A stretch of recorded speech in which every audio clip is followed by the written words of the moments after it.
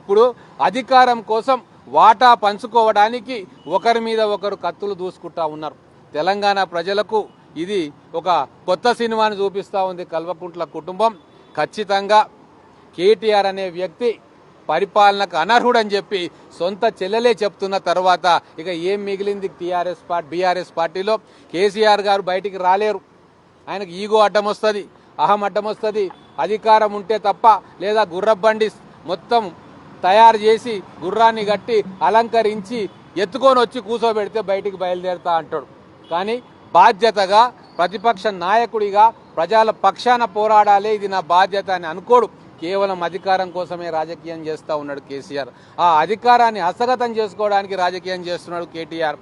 అన్నకు పెద్ద పాత్ర ఉంది, నాకు పాత్రే లేదు, నా భవిష్యత్తు ఏంది అని చెప్పి పోరాటం చేస్తుంది చెల్లెలు. కాబట్టి ఈ అధికార దాహంతో ఉంటున్న ఈ కుటుంబాన్ని ఇప్పుడు రాజకీయంగా సమాధి కట్టిండ్రు. 2023లో ఏ రోజు కూడా వీళ్ళని మళ్ళీ అధికారం పీఠంలో కూర్చోబెట్టడానికి తెలంగాణ ప్రజలు సిద్ధంగా లేరు.